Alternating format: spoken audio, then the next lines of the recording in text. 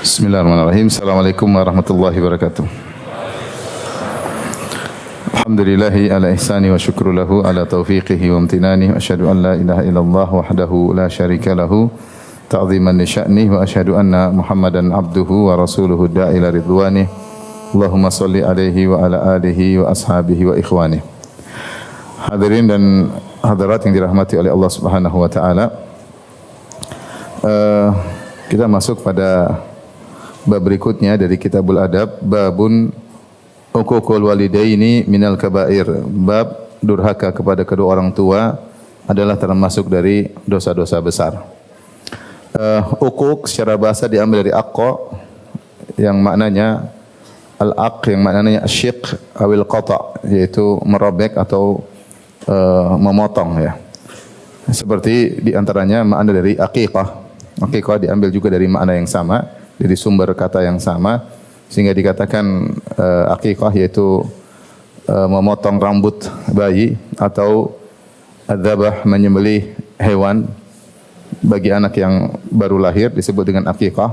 Kembali kepada makna yaitu al-qata, memotong. Demikian juga uququl walidain diambil dari makna yang sama secara bahasa. Memotong maksudnya memotong silaturahmi atau memotong birrul walidain, memotong hubungan baik dengan kedua orang tua. Secara bahasa itulah maknanya. Adapun secara syar'i apa makna uququl walidain, maka ada khilaf di kalangan para ulama. Semuanya sepakat bahwasanya konsekuensi dari uququl walidain, durhaka kepada orang tua, adalah berbuat buruk kepada kedua orang tua. Namun mereka khilaf berbuat buruk sampai derajat manakah yang dikatakan durhaka.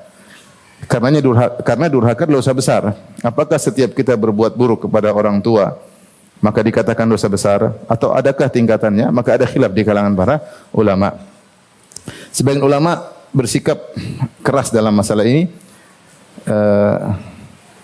sampai mengatakan seluruh bentuk berbuat buruk kepada orang tua adalah durhaka. Apapun bentuknya adalah durhaka. Sehingga dikatakan demikian berarti segala kesalahan kepada orang tua, baik kecil maupun besar, maka itu adalah durhaka dan termasuk dosa besar. Sirajuddin Al-Bulqini berkata, al-ququq an yu'dhiya al-waladu ahad abawaihi bima law fa'alahu ma'a ghairi abawaihi kana muharraman min jumlati saghair. Durhaka adalah seorang anak mengganggu atau menyakiti salah seorang dari kedua orang tuanya, seandainya dia lakukan kepada orang lain hukumnya haram, termasuk dosa kecil.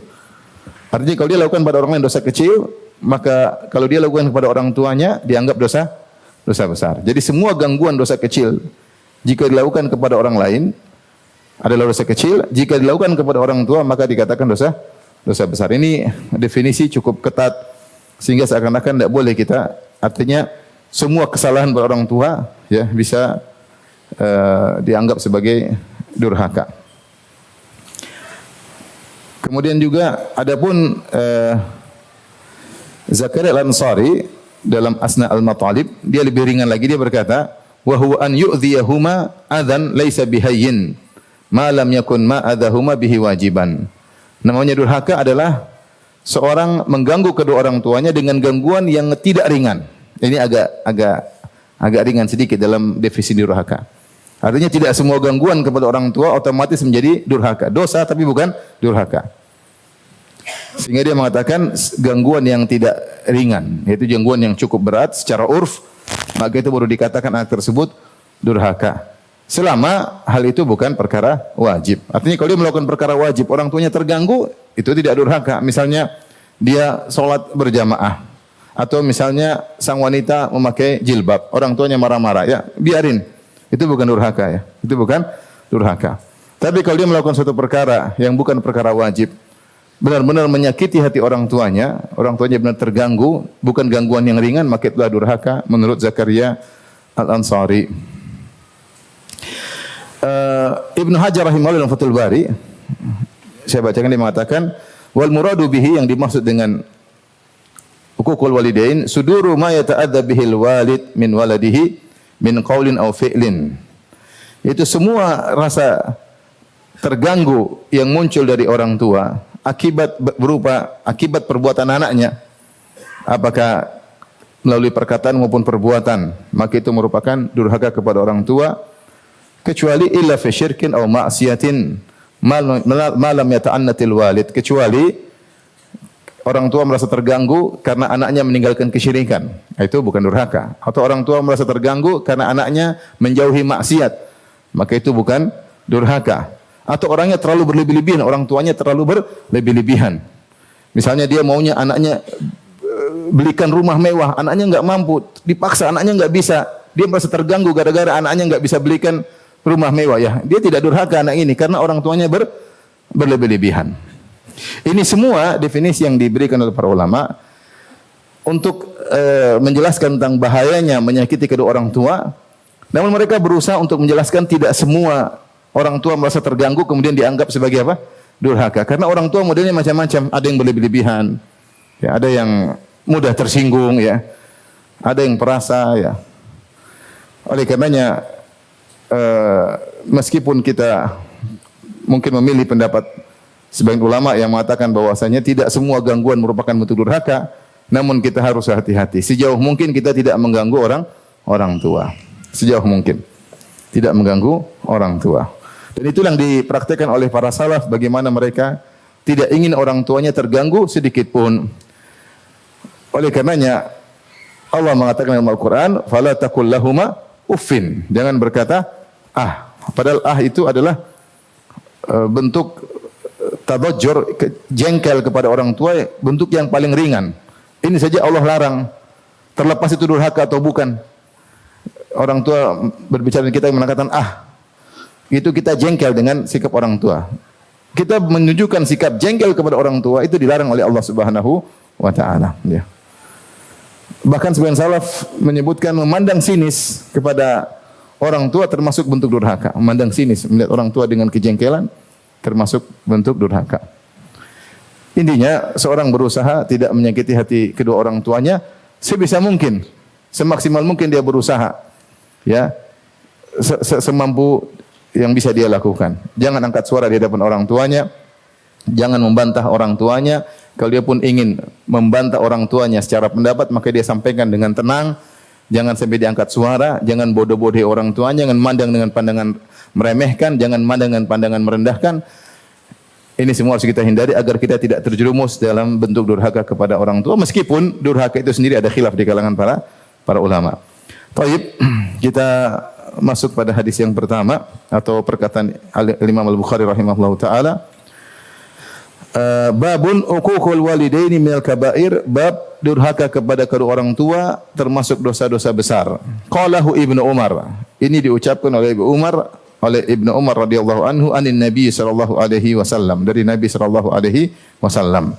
Perkataan Al-Bukhari, uququl walidaini minal kabair, durhaka kepada orang tua termasuk dosa besar, diriwayatkan oleh Ibnu Umar dari Nabi sallallahu alaihi wasallam. Ada dua nuskhah.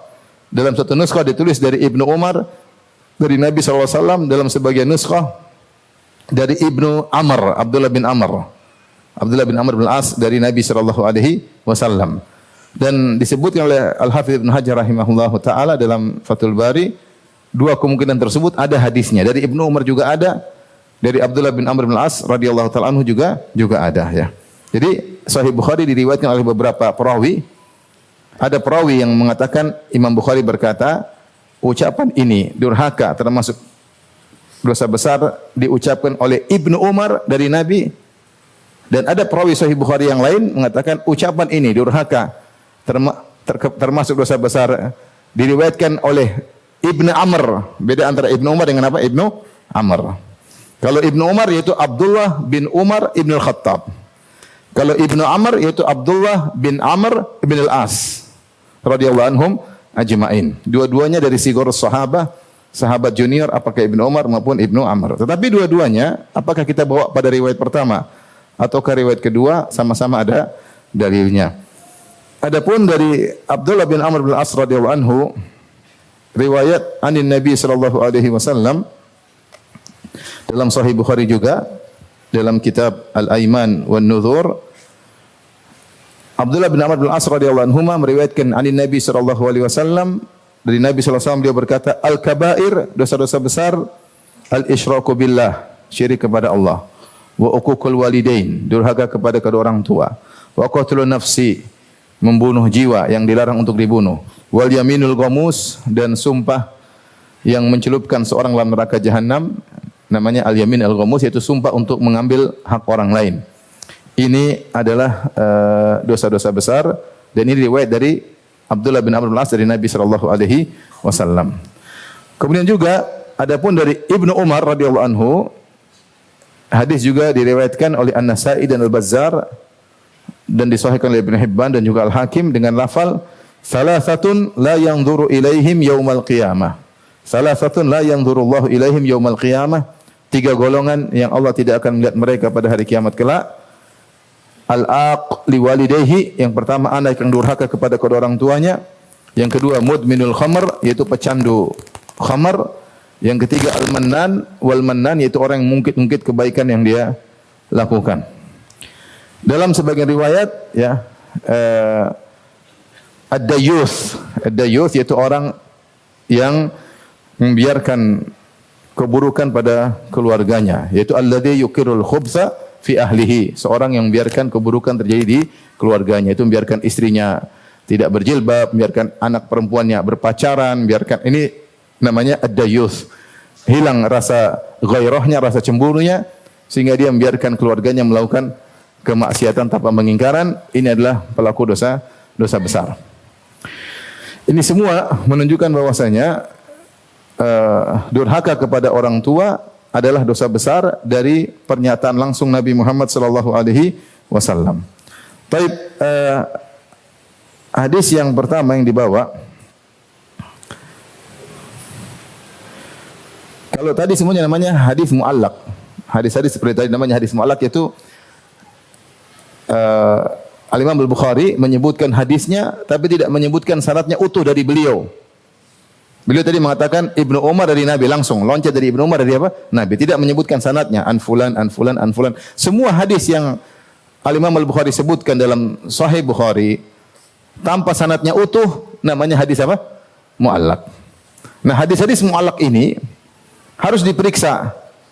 Ya, harus diperiksa apakah syaratnya sahih atau sanadnya dhaif. Ya, tidak semua hadis muallaq yang dibawa oleh Al-Imam Bukhari dalam sahihnya adalah hadis yang sahih. Kenapa beliau tidak menyebutkan? Terkadang hadis tersebut sahih tapi tidak sesuai dengan persyaratan yang beliau taruh atau letakkan dalam Sahih Al-Bukhari. Namun hadis tersebut sahih karena tidak semua hadis sahih harus diletakkan dalam apa? Sahih Al-Bukhari. Intinya pembahasan tersendiri, ini namanya hadis-hadis al-muallaq, yaitu hadis yang sanadnya tidak disebutkan secara utuh dari Imam Bukhari sampai Nabi SAW. Nah, para ulama membahas, diperiksalah dalam buku-buku yang lain, bagaimana status hadis ini, ternyata ada yang sahih, ada yang dhaif. Dan ini adalah yang sahih. Biasanya kalau Imam Bukhari mendatangkan hadis muallaq dengan sighatul jazm, yaitu qala Nabi SAW, ya, maka biasanya sahih. Tapi kalau dikatakan qila, dikatakan atau ruwiya, diriwayatkan, maka ini harus dicek lagi sahih atau tidak.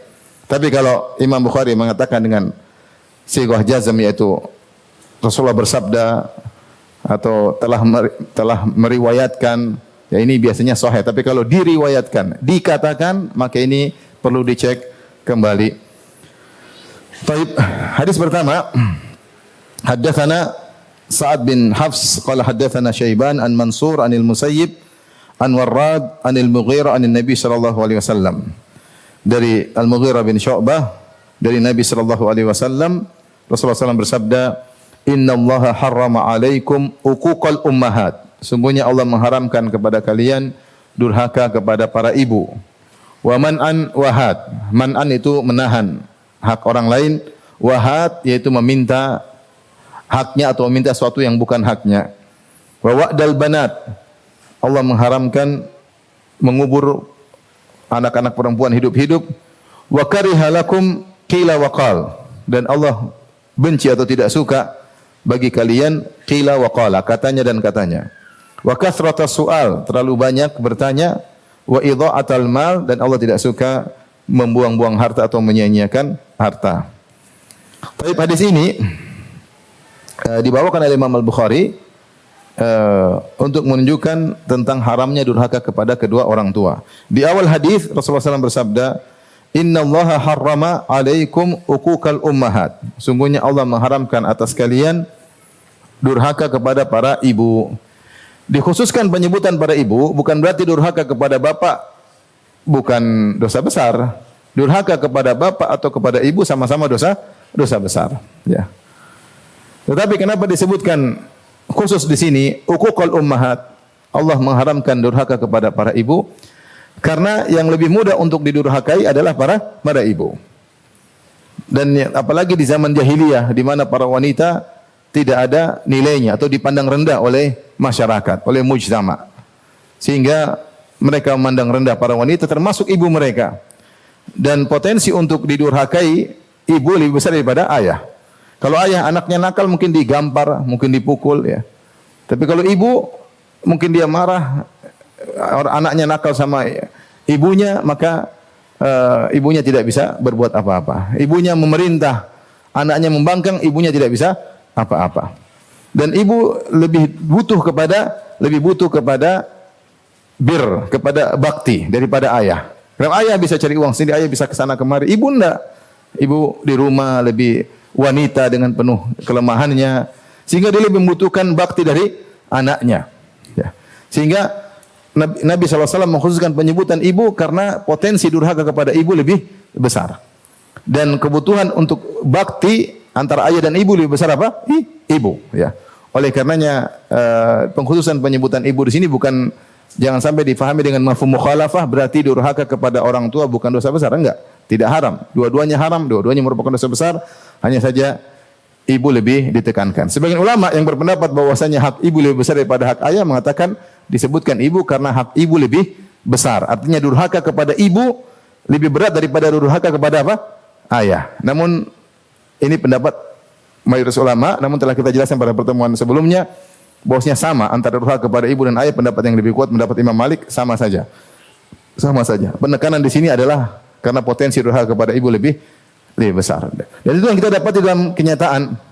Saya dapati dari orang-orang yang datang kepada saya, ada yang datang pada saya sambil bawa anaknya, Ustadz, anak saya ini sering mukul saya. Dan benar, di depan saya dia bentak ibunya. Karena ibunya lapor-lapor sama saya. Mau dipukul ibunya. Di depan mata saya. Ya. Ibunya lemah, anaknya sudah SMP. Kemudian kasus baru-baru aja juga begitu. Ada seorang ibu datang nangis sama saya. Anaknya juga mukulin dia. Ya. Dan itu tidak terjadi pada ayah. Anak tidak berani mukul ayah. Mukul ayahnya gampar balik. Tapi kalau ibu dibentak sama anaknya, disuruh-suruh sama anaknya. Mak, goreng telur, mak. Kalau bapak kan nggak mungkin. Mak, goreng telur, nggak mungkin. Ibunya diperintah-perintah, disuruh nyetrika. Ibu lama sekali nyetrika baju. Saya udah mau sekolah, saya udah mau kuliah. Ibu kenapa telat? Ibunya diomel, banyak terjadi. Diomel-omelin ya. Terlambat siapkan makanan, terlambat nyetrika baju. Tersebar di masyarakat seperti ini. Oleh karenanya perlu disebutkan secara khusus oleh Nabi SAW agar lebih diperhatikan. Allah mengharamkan durhaka kepada ibu karena potensi durhaka kepada ibu lebih besar. Yang kedua, man'an wahad. Man'an wahad, ini ada beberapa pendapat di kalangan para ulama. Ada yang mengatakan man'an wahad, man'an maksudnya dari mana? Mana itu mencegah. Ada hak orang tidak dia kasih, dia cegah. Misalnya bos punya pegawai, waktu gajian dia tahan-tahan. Ya, ini namanya dia menahan. Had itu minta. Ada yang mengatakan dia minta yang bukan haknya. Dia minta yang bukan apa? Haknya. Minta, bukan haknya dia minta, bukan haknya dia minta. Ini man'an wahad ya. Ada yang berpendapat man'an wahad itu jamu' manu, maksudnya ngumpulin harta tapi pelit ya, suka mengambil hak dia tapi tidak memberikan hak kepada orang lain. Nah, ini sifat yang buruk. Orang yang suka meminta haknya tapi menahan hak orang lain. Dan ini berlaku pada strata mana saja. Misalnya antara suami dan istri. Di antara suami istri ada suami yang suka meminta haknya, mana hak saya? Kamu sebagai istri soleh harusnya begini. Dia minta haknya, tetapi hak istri dia tahan, tidak dia kasih. Istrinya tidak dipenuhi kebutuhannya misalnya, tidak digaul dengan cara yang baik, tapi dia nuntut, kamu harus begini. Ini namanya man'an wa had, mencegah hak orang lain tapi minta haknya. Seperti pegawai dengan bos. Ada bos yang seperti itu yang selalu menuntut pegawainya untuk kerja dengan kerja yang terbaik. Sebagai pegawai yang baik harus begini, tetapi waktu gajian ditunda. Hak anak buah ditunda. Ini namanya man wa had, mencegah hak orang lain tapi minta hak dia. Sebaliknya juga pegawai selalu minta sama bosnya, kapan gajian. Tetapi dia tidak kerja dengan kerja yang baik terhadap bosnya. Ya. Dan berlaku bahkan antara pemerintah dengan masyarakat. Saya pemerintah, rakyat harus membayar ini, membayar anu, nuntut kepada rakyat untuk melaksanakan kewajiban, tetapi hak rakyat tidak ditunaikan. Sebaliknya rakyat pun demikian. Pemerintah harusnya begini, waktunya bayar kabur. Intinya, seorang jangan menjadi man'an wa had, tetapi kalau ada hak orang dia kasih dan dia berhak menuntut apa? Haknya. Jangan dia hanya kalau hak dia minta tapi hak orang lain tidak dia kasih. Kemudian yang berikutnya wa'dal banat, di antara yang diharamkan oleh Nabi sallallahu alaihi wasallam atau diharamkan oleh Allah Subhanahu wa taala adalah mengubur putri hidup-hidup ya. Dalam bangsa Arab, penguburan anak hidup-hidup ini tersebut dalam Al-Qur'an seperti wa idzal mau'udatu su'ilat bi ayyi dzambin qutilat. Ketika hari kiamat kelak, ketika putri-putri yang dikuburkan ditanya, atas dosa apa mereka dikubur hidup-hidup. Kemudian juga dalam ayat yang lain kata Allah wala taqtulu auladakum khasyata imlaq. Jangan kalian bunuh anak-anak kalian karena takut miskin, karena takut tidak bisa memberi makan, kalian bunuh anak-anak kalian. Dalam ayat yang lain wala taqtulu auladakum min imlaqin. Jangan kalian bunuh anak-anak kalian karena kemiskinan. Karena kalian miskin, kalian bunuh. Ada yang kalian bunuh karena takut miskin, takut kurang. Ada yang sudah kurang dia bunuh anaknya. Intinya dalam Al-Qur'an disebutkan dalam ayat yang lain juga ya wa idza busyira ahaduhum bil unsa dhalla wajhuhu muswaddan wa huwa kadhim yatawara minal qaumi min su'i ma busyira bihi ayumsikuhu ala hunin am yadusuhu fit turab. Jika dikabarkan kepada salah seorang dari mereka bahwasanya telah lahir anak perempuan, maka dia pun marah, sedih. Dia bingung apa yang harus dia lakukan. Ayumsikuhu ala hunin am yadusuhu fit turab. Apakah dia biarkan anaknya hidup dalam penuh kehinaan atau dia segera kubur anak tersebut. Sehingga kalau di antara mereka ada yang mau melahirkan, istrinya dilihat anaknya, ditungguin. Dulu enggak ada USG, ditungguin. Dibuatlah lubang di samping tempat melahirkan. Begitu anaknya perempuan langsung apa? Dikubur. Ada yang tidak, dibiarin dulu sampai besar. Kalau sudah besar, sudah umur 7 tahun, 8 tahun, maka dipisahkan dari ibunya, dirias. Kemudian bapaknya sudah menggali lubang jauh, kemudian dibawa putrinya, kemudian dilemparkan dalam lubang tersebut. Ini kebiasaan sebagian Arab jahiliyah, tidak semua. Kok bisa demikian? Karena memang itu akhlak lagi rusak-rusaknya. Ini di zaman jahiliyah menjelang Nabi diutus, mereka dalam kondisi rusak moral, dalam akidah rusak, dalam moral rusak, perzinahan di mana-mana, perjudian di mana-mana, minum khamr di mana-mana, sampai begitu buruk akhlak mereka, sampai mereka mau mengubur anak mereka hidup-hidup. Adapun asal muasal terjadi penguburan anak-anak wanita hidup-hidup disebutkan oleh Ibnu Hajar rahimahullahu taala, dikatakan inna awwala man fa'ala dzalika Qais bin Asim At-Tamimi. Yang pertama melakukan demikian seorang namanya Qais bin Asim At-Tamimi. Suatu hari dia diserang oleh sebagian musuhnya. Qais bin Asim At-Tamimi diserang oleh sebagian musuhnya, kemudian putrinya diculik, ditawan oleh musuh. Kemudian musuhnya tersebut berjalan dengan waktu menikahi putrinya. Kemudian berjalan dengan waktu akhirnya mereka damai. Qais bin Asim At-Tamimi kemudian berkata kepada musuhnya, kita sudah damai, tolong kembalikan putriku. Musuhnya berkata, silakan tanyakan kepada putrimu mau kembali kepada engkau atau tidak. Ternyata putrinya tersebut tidak mau. Ingin tetap bersama musuhnya yang telah menikahinya. Dari situ Qais bin Asim At-Tamimi pun murka dan dia marah dan dia bersumpah, kalau saya punya anak perempuan saya akan kubur hidup-hidup. Saya tidak ingin dipermalukan. Kenapa? Musuhnya ngambil putrinya dan putrinya tidak mau kembali sama dia. Hal yang sangat memalukan. Maka setiap ada anak perempuannya lahir maka dia bunuh. Dia kubur hidup-hidup. Maka diikutilah oleh sebagian Arab sehingga menjadi kebiasaan, tradisi di masyarakat. Di antara salah satu sebabnya ini. Tentu ada sebab yang lain. Sebab yang lain disebutkan oleh para ulama. Kenapa mereka mengubur anak perempuan? Karena Arab dahulu hidup dalam kondisi sering perang di antara mereka, antara kabilah dengan kabilah. Kalau mereka punya anak perempuan, mereka malu. Anak perempuan ini bikin apa? Tidak bisa ikut berperang, tidak bisa mencari nafkah. Sehingga punya anak perempuan adalah hal yang memalukan. Punya anak perempuan adalah hal yang memalukan.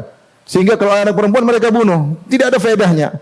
Dulu mereka berbangga-bangga punya anak laki-laki yang banyak. Ya. Dan itu benar, kalau punya anak laki banyak memang agak bangga. Saya punya kawan di satu daerah, dia bilang, Ustaz, kami kalau enggak salah 11 bersaudara laki-laki. Kami kalau ada yang masalah dengan adik kami, mereka mikir-mikir. Karena kami 11 orang. Iya, mikir-mikir, berkelahi nanti kakaknya datang semua repot. Sementara ini cuma 2 bersaudara misalnya. Laki-laki cuma 2 di situ. Kami 11 orang. Apalagi dalam kondisi perang, maka butuh anak laki-laki yang banyak. Punya anak perempuan, bikin masalah. Cari nafkah nggak bisa, diajak perang juga tidak bisa. Mending dibunuh daripada masalah di kemudian hari. Ada sebab-sebab membuat mereka akhirnya bersemangat untuk menguburkan putri mereka hidup-hidup. Di antaranya sebab-sebab tersebut. Kemudian tadi sebab yang lain, bahkan di antara mereka ada yang membunuh laki-laki. Kalau membunuh anak laki-laki ada sebab lain. Allah sebut dalam Al-Qur'an, "Wala taqtulu auladakum min imlaq." Ya. Jangan kalian bunuh anak-anak kalian karena kemiskinan. Miskin punya laki-laki, aduh. Mending saya bunuh, saya enggak bisa nafkahi nanti karena saya saja kurang. Atau yang kedua, "Wala taqtulu auladakum khasyata imlaq." Jangan kalian bunuh anak-anak kalian karena takut enggak bisa menafkahi. Sekarang nafkah cukup, saya dan istri. Atau sudah punya anak 3, anak keempat ini kita khawatir kita enggak cukup, mending kita bunuh saja. Cukup 3 anak. Ini juga menyebabkan mereka membunuh anak-anak yang dibentuk suudzon kepada Allah Subhanahu wa taala. Makanya Allah mengatakan dalam ayat, "Nahnu narzuquhum wa iyyakum." Kenapa kalian bunuh mereka? Kami yang menanggung rezeki anak-anak kalian sebagaimana kami menanggung rezeki kalian. Oleh karenanya wa'dul banat ini atau membunuh anak-anak, anak perempuan membunuh laki-laki, ya. Meskipun tidak ada lagi di zaman kita, tetapi masih terwaris ada sebagian warna dari hal tersebut, meskipun bukan membunuh. Ya, seperti orang yang tidak suka dengan anak perempuan. Ada orang kalau lahirnya anak perempuan dia enggak suka, dia benci, ya. Begitu USG, ibunya ternyata dalamnya anak perempuan, wah, dia mulai sikapnya berubah terhadap apa? Istrinya.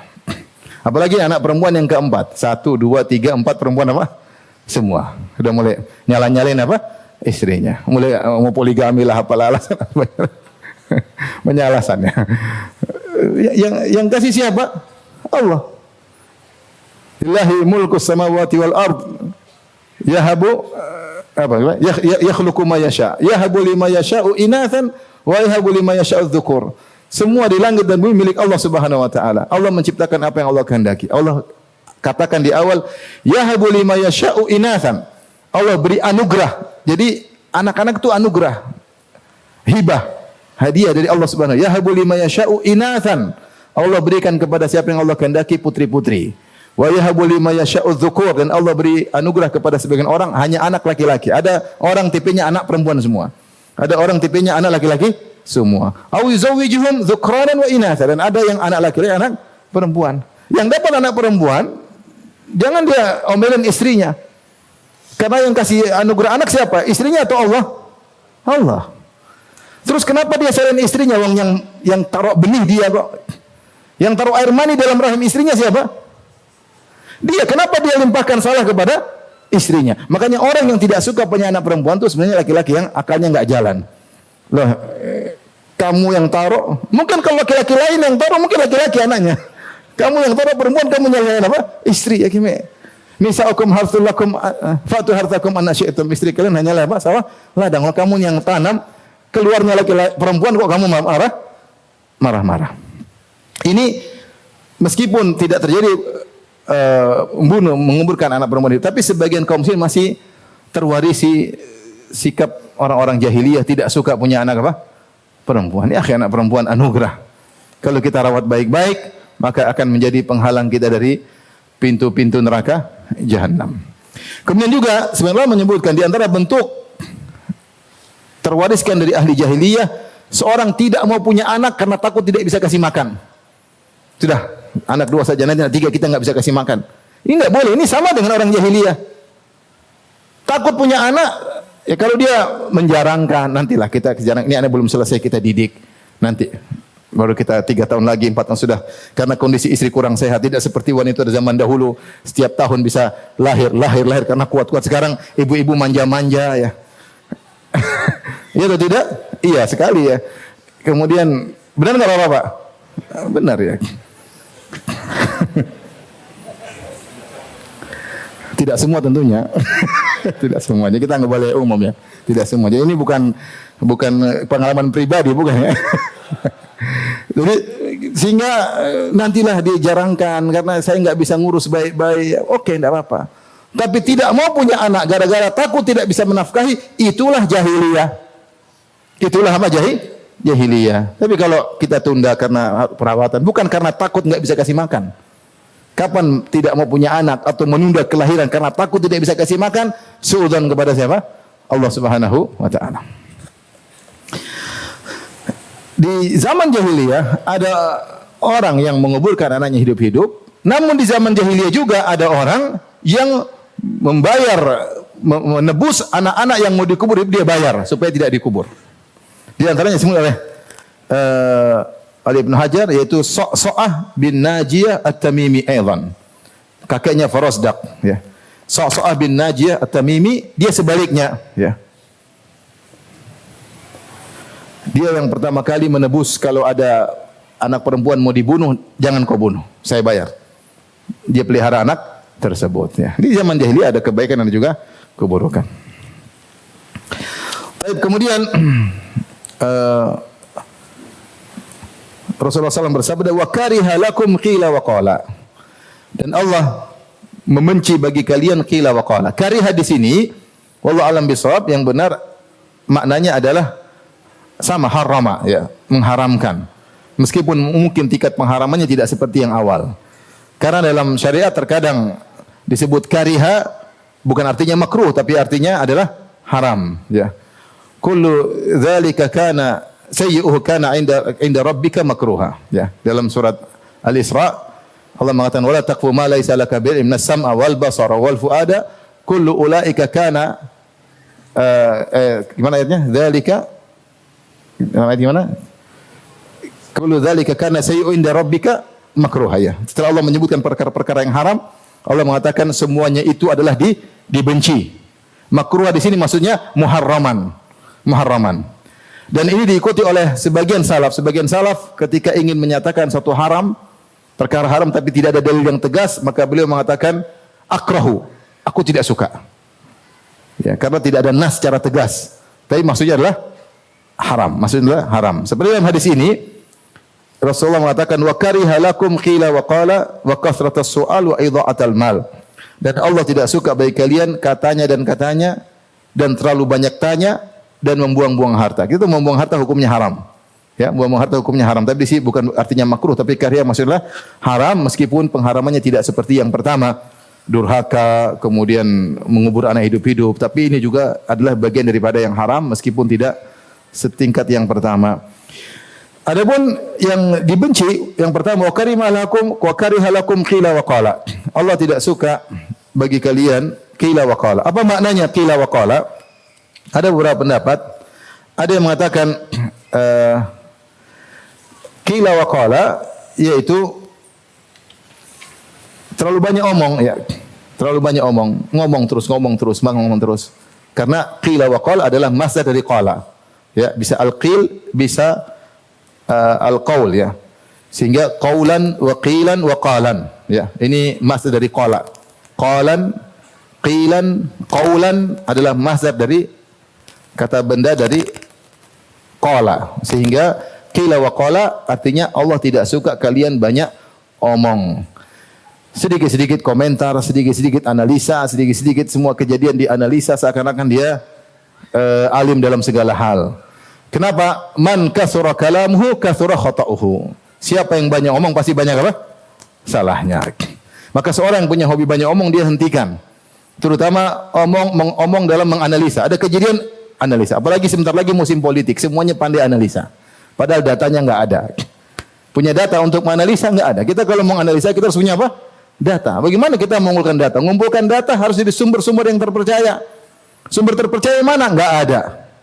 Terus bagaimana kita mau menganalisa? Maka seorang waspada, jangan terlalu banyak apa? Jangan terlalu banyak omong. Karena kalau banyak omong pasti pasti ada salahnya. Pasti ada salahnya. Qila wa qala, katanya dan katanya begini atau ini pertama. Yang kedua, pendapat yang kedua adalah iradatu hikayati aqwil nas, yaitu menyampaikan perkataan orang-orang. Begini, ada yang ngomong begini, ada yang ngomong begini, ada yang ngomong begini. Ini juga tidak perlu, ya. Ini juga tidak perlu. Kenapa? Kalau kita ingin menukil perkataan orang, kita harus ngecek benarkah dia mengatakan demikian? Bisakah kita pastikan dia mengatakan demikian? Ya. Kemudian perlukah kita menyampaikan men-share perkataan orang tersebut? Karena kalau kita men-share, pertama belum tentu sanadnya sahih. Yang kedua belum tentu isinya baik. Maka seorang kalau ingin men-share perkataan orang atau perkataan berita yang sedang tersebar, dia harus cek dua perkara. Pertama, beritanya benar atau tidak. Yang kedua, bermanfaat untuk di-share atau tidak. Ketika kita di suatu grup, kita ingin men-share suatu berita, berita ini akan dibaca 5 menit. Kalau kita klik, kita akan baca 5 menit. Atau kita dengar berita tersebut mungkin 7 menit. Nah, apakah anggota grup perlu untuk mendengar ini? Kalau perlu, silakan. Karena kita akan mengambil umur dia 7 menit untuk kita buang baca berita ini. Kalau perlu, silakan. Kalau nggak perlu, nggak usah. Ternyata kita share, ternyata berita, kemudian gambar perempuan seksi, dia suruh 7 menit untuk melihat hal yang haram. Seorang mikir-mikir. Atau dia nyebar suatu kejadian lucu, ya, di situ ada cerita lucu, tapi di situ ada perempuan terbuka auratnya. Kemudian, apakah teman-temannya di grup berhak untuk membuang umurnya untuk melihat ini? Terus apakah bermanfaat bagi kehidupan mereka dunia pun akhirat? Kalau kita sudah renungkan, sanadnya benar, beritanya benar, bermanfaat, kita share. Karena share manfaat, kita juga dapat apa? Manfaat. Tapi kalau ceritanya belum tentu benar, kemudian isinya meskipun benar, ternyata tidak bermanfaat, maka tidak usah share. Karena Allah tidak suka qila wa qala. Suka men-share berita-berita yang ada. Katanya begini, katanya begitu, katanya begini, katanya begitu. Dan Rasulullah SAW bersabda, kafa bil mar'i ithman an yuhadditha bi kulli ma sami'. Cukuplah seorang dikatakan berdosa jika dia menyampaikan semua yang dia dengar. Dengar dia share. Seorang jangan, kita kalau mau share di grup, pikir ini perlu enggak saya share? Kalau perlu share, kalau enggak usah. Sebelum kita menghabiskan umur teman kita 5 menit, 7 menit, sayang, coba dia gunakan untuk silaturahmi, dia gunakan untuk berbicara sama istrinya. Lebih bermanfaat daripada kita suruh nonton berita yang mau kita share kepada dia. Apalagi ternyata isinya maksiat. Terkadang lelucon-lelucon tapi isinya maksiat. Ya tidak. Isinya lelucon tapi ada gambar, ada perempuan tidak berjilbab misalnya, mengumbar auratnya, atau ketika diklik ternyata ada iklan maksiat. Enggak usah lah. Kalau enggak perlu enggak usah. Kemudian kata Nabi SAW, Allah juga membenci wa kathratas su'al, banyak bertanya. Soal dalam bahasa Arab bisa artinya meminta, bisa artinya bertanya. Sehingga hadis ini juga ditafsirkan dengan 2 tafsiran. Pertama tafsiran Allah membenci terlalu banyak meminta hal yang tidak perlu, ya. Minta tolong sedikit-sedikit, minta tolong. Kalau seorang punya keperluan mendesak, dia boleh minta tolong kepada saudaranya. Wa ta'awunal birri wa taqwa, saling tolong menolong dalam kebaikan dan ketakwaan. Tapi kalau tidak perlu, maka tidak sedikit-sedikit minta tolong. Ya, sedikit-sedikit minta tolong, apalagi minta harta sama orang. Ya, jangan seorang berusaha berharap hanya kepada Allah Subhanahu wa taala, tidak minta tolong kepada saudaranya kecuali dalam kondisi perlu, ya. Sebenarnya mengatakan kecuali orang tersebut senang untuk dimintain, ya. Mintain tolong. Misalnya dia ingin dapat pahala juga, maka tidak mengapa. Oh, orang ini suka kok kalau kita minta tolong karena dia juga ingin cari pahala, maka tidak jadi masalah. Apalagi dalam kebajikan dan ketakwaan. Ya. Jadi jangan selalu suka minta di traktir, ya. Kalau bisa kita yang apa? Traktir. Kecuali kita tahu orangnya suka traktir. Dia suka mentraktir, mencari orang siapa yang ditraktir, silakan. Tapi karena kalau kita minta-minta, kita merendahkan diri kita, dan kita jangan merendahkan diri kita kecuali hanya kepada Allah Subhanahu wa taala. Itu makna pertama. Soal maksudnya meminta harta, soalul mal. Makna yang kedua, kasratus soal itu bertanya, sebagaimana yang kita pahami bertanya-tanya. Bertanya tentang agama berlebih-lebihan, bertanya tentang hukum-hukum yang belum terjadi, ya. Iftiradat, bagaimana kalau begini, bagaimana kalau begitu, kalau belum itu terjadi maka tidak perlu ditanyakan, hanya buang-buang umur. Bertanya untuk menjebak sang ustaz, bertanya untuk menimbulkan pertikaian, ya. Sampai di antaranya para ulama mengatakan wa qad dhahaba ulama ila anna al-murad kathratus su'al an akhbarin nas wa ahdathiz zaman. Termasuk kata Ibnu Hajar sebenarnya berpendapat terlalu banyak bertanya tentang kabar-kabar manusia. Gimana? Ada apa di sana? Ini gimana? Itu gimana? Ngapain? Kemudian wa ahdathiz zaman, kejadian-kejadian zaman. Kita bukan orang bego, tidak tahu kejadian alam. Tahu, tapi jangan terlalu banyak. Jangan terlalu apa? Banyak. Karena kalau kita terlalu banyak tahu, umur kita akan habis. Untuk mengetahui banyak kejadian, kita butuh waktu. Berita ini, kriminal nggak ada hentinya, berita politik tidak ada hentinya, berita artis tidak ada hentinya, berita kesehatan tidak ada hentinya, kejadian di sana, kejadian di sini. Sesekali ada kejadian besar kita perlu tahu, tapi tidak selalu kita mengikuti kejadian zaman, kejadian orang-orang. Sebenarnya berpendapat kata Ibnu Hajar termasuk bertanya-tanya seperti itu. Au kasrati su'ali insanin bi ainihi an tafasil halihi. Atau bertanya kepada seorang secara khusus tentang perincian kondisi dia, itu kepo. Ternyata termasuk kepo dalam hadis ini. Wa kasrati su'al maksudnya dilarang kepo. Kamu di mana? Rumahnya di mana? Rumahnya ada berapa? Istri? Anak ada berapa? Ini bikin habis umur. Apa fungsinya kau tahu dia? Kalau dia bilang, rumah saya ada 3. 3 ya? Banyak ya? Ini hasad ya. Rumah saya belum punya rumah, masih kontrak. Kasihan. Jadi serba salah. Mau dia bilang rumah 3 dia hasad, dia bilang rumah masih kontrak dihina. Kamu istri berapa? Cuma 1. Ngapain? Nggak usah nanya. Anak di mana nggak perlu. Dan banyak orang tidak suka ditanya-tanya seperti itu. Tidak suka ditanya seperti itu. Saya pernah baca tulisan seorang di Twitter, saya dikirim. Ada orang dia bilang, saya suka suatu hari dalam suatu pertemuan saya banyak minum qahwah. Saya minum korma, minum qahwah lagi. Ada orang perhatikan saya, kok saya sering minum qahwah. Akhirnya dia datang sama saya. Dia bilang, ya akhi, saya lihat antum suka minum sekali qahwah, minum banyak sekali. Kenapa antum banyak minum qahwah? Ada rahasia kan? Ini kepo atau tidak? Kepo. Maka dia bilang, saya banyak minum qahwah, kopi Arab, karena kakek saya dulu panjang umur. Oh gitu. Karena minum qahwah tidak, kakek saya tidak suka tanya-tanya seperti kamu. Kakek saya tidak suka tanya seperti kamu. Jadi enggak usah orang ini pengen tahu. Saya sering bilang kalau orang buka HP jangan kita ngelirik. Kalau kita ngelirik kita langsung palingkan pandangan. Pengen tahu dia tulis apa, lagi chatting sama siapa. Kemarin saya lagi di hajian, kemudian saya lagi video call, ternyata ada yang lihat. Ustaz, itu anaknya siapa? Aduh. Ini berarti dia perhatikan waktu saya sedang apa? Padahal saya sudah sembunyikan. Makanya jangan terlalu tahu banyak tanya tentang urusan orang lain. Urusan kita sendiri aja masih banyak yang belum bisa kita selesaikan, maka tidak perlu banyak tahu tanya-tanya urusan orang lain. Kemudian yang terakhir, idha'atil mal, Allah membenci buang-buang harta. Buang-buang harta itu dilarang israf dan tabdzir. Israf dan tabdzir ya. Wallahu la yuhibbul musrifin. Inna Allah la yuhibbul musrifin. Dalam ayat yang lain, innal mubadzirina kanu ikhwana syayatin. Allah tidak suka orang israf dan orang-orang mubadzir adalah teman-temannya syaitan. Kulu washrabu wala tusrifu. Makan minum jangan berlebih-lebihan.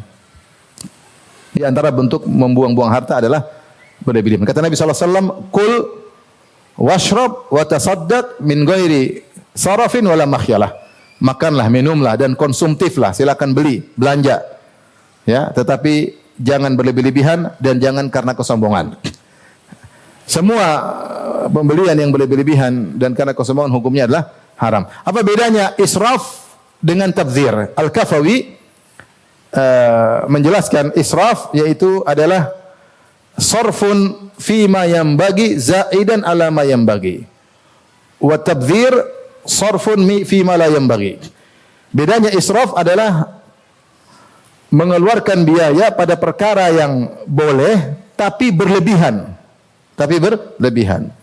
Adapun tabdzir adalah mengeluarkan biaya pada yang tidak pantas untuk dikeluarkan. Bisa dibedakan? Saya ulangi. Tabdzir intinya maksiat lah. Tabdzir itu apa? Maksiat. Untuk minum khamar, untuk judi, untuk merokok, ini sebenarnya mubadzir. Israf yaitu mengeluarkan uang pada perkara yang asalnya boleh, sarfun fima yanbaghi, zaidan ala ma yanbaghi. Namun berlebih-lebihan. Seharusnya cukup sekian, dia beli lebih daripada yang seharusnya. Dan itu mencakup banyak hal. Dalam pakaian, dalam rumah, dalam mobil, dalam kendaraan, kemudian dalam bersafar, berlebih-lebihan. Sehingga seorang waspada ketika harus bergaya hidup berlebih-lebihan, ya.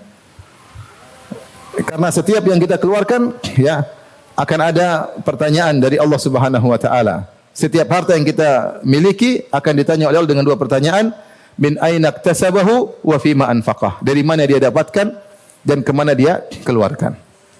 Kalau dia dapatkan dengan cara yang halal, maka dia selamat dari pertanyaan pertama. Ini pun sulit untuk dijawab. Dari mana dia dapatkan? Betapa banyak harta kita dapatkan apa? Syubhat. Kalaupun dia berhasil menjawab pertanyaan pertama, maka ada pertanyaan kedua. Wa fima anfaqah. Kemana dia habiskan?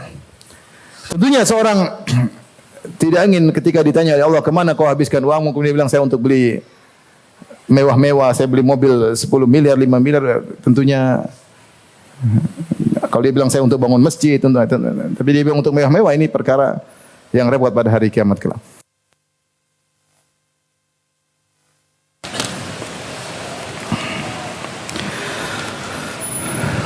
Kita lanjutkan, ikhwan dan akhwat yang rahmatillah subhanahu wa ta'ala, mengenai mengkonsumsi atau membeli barang-barang, ya. Tentunya memang para ulama mengatakan sesuai dengan kadar kemampuannya. Masalah berlebihan atau tidak di antara tinjauan adalah tinjauan kepada sang pemilik harta. Ya, ada yang kalau yang beli adalah orang berada, ini hal yang biasa bagi dia, tidak dikatakan berlebihan. Namun jika dibeli oleh orang yang kurang, maka dikatakan berlebihan. Ini disyaratkan oleh Ibnu Hajar rahimahullah, beliau berkata, an yakuna ala wajhin yaliqu bihalil munfiq wa biqadri malihi. Ya, jika seorang membeli sesuatu, ya, untuk kebutuhan duniawinya misalnya, ya, untuk kesenangan duniawinya yang pas dengan kemampuan dia, ya, dan kemampuan hartanya, fa hadza laisa bi israf, makanya tidak dikatakan berlebihan. Ada perkara-perkara seperti ini. Namun ada yang memang sepakat itu berlebihan. Sepakat berlebihan, terlalu mahal. Ya, terlalu mahal, ya. Tidak sesuai dengan kebutuhan, ya. Zaidan ala qadril hajah, tadi kata Al-Kafawi, berlebihan daripada kebutuhan, ya. Kita bilang mungkin kalau misalnya orang kaya raya, dia punya mobil, mohon maaf, misalnya mobil merek tertentu harganya 1,5 miliar misalnya, tapi memang dia mampu, bagi dia uang biasa dan memang kebutuhan dia butuh mobil yang nyaman untuk perjalanan jauh, maka kita tidak katakan dia israf. Tapi seringnya ada orang uangnya pas-pasan, beli seperti itu, bilang israf, berlebihan, kok cukup yang seperti ini, kemampuan seperti ini. Tapi kalau ada orang beli mobil harganya 8 miliar, 10 miliar, berlebihan, buat apa? Sekarang beli mobil sport, balap di Jakarta, buat apa? Mau balap-balapan di tol, tunggu lebaran baru balap-balapan. Kalau nggak lebaran gimana? Mobil macet, sehingga banyak mobil yang rusak di tengah jalan, mobil mahal-mahal, nggak bisa jalan. Mobil ini diciptakan, dibuat untuk balap-balapan, ternyata harus mogok, ya sudah, rusak. Buang-buang uang. Ini dari sisi berlebihan, belum dari sisi menimbulkan kesombongan. Rasulullah mengatakan mighairi is-sarafin wala makhyalah. Tidak boleh berlebihan dan tidak boleh menimbulkan apa? Kesombongan. Betapa banyak orang beli barang-barang mewah dalam rangka untuk apa? Kesombongan, untuk diakui, untuk ini pakai jam yang mahal, pakai pena yang mahal. Makanya kalau dia bicara, dia jamnya begini. Biar orang tahu jamnya mahal, ya. Makanya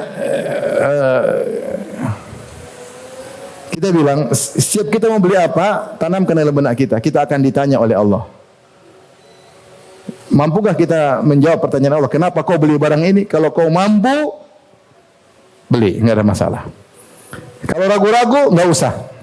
Karena pasti ditanya. Pasti ditanya. Kalau mampu, silakan. Kalau enggak usah ya. Ya. Istri saya pernah bilang, Bi, belikan ini. Saya bilang, dihisap bisa jawab? Abi itu kalau nggak mau beli nggak usah. Kalau bisa jawab saya belikan. Gombal kalau. Akhirnya nggak jadi beli. Jadi kalau dikasih orang mau diapain ya? Jadi mau saya, kita harus selalu siapkan sebelum kita beli sesuatu. Meskipun kita punya uang banyak, ya, meskipun punya uang banyak, apakah saya bisa jawab? Kalau bisa jawab beli. Kalau nggak usah. Nanti kita masuk dalam idha'atul mal, buang-buang apa? Harta ya. Buang-buang harta. Seorang di rumahnya mobil ada 10, jajar mobil mahal semua. Buat apa? Buat apa coba? Dia mau naik mobil sekalian dua kan nggak bisa. Dia pasti satu-satu dia naik. Gak mungkin sekalian apa? Sekalian dua. Buat apa? Terus akhirnya buat gagah-gagahan. Buat bangga-banggaan. Udah bangga-banggaan merusak apa? Hati. Dulu Nabi mengatakan bahwasanya kesombongan pada pemilik kuda dan onta. Itu kuda dan onta bisa bikin orang apa? Sombong. Apalagi barang-barang apa?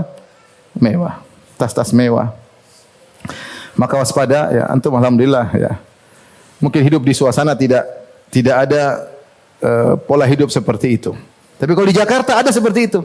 Komunitas yang bikin orang akhlaknya berubah. Dia tidak merasa pede kecuali dia pakai barang-barang branded. Kalau enggak pakai barang branded dia tidak merasa apa? Pede. Keluar enggak enak, merasa tidak dihargai, halusinasi, halu dalam dirinya.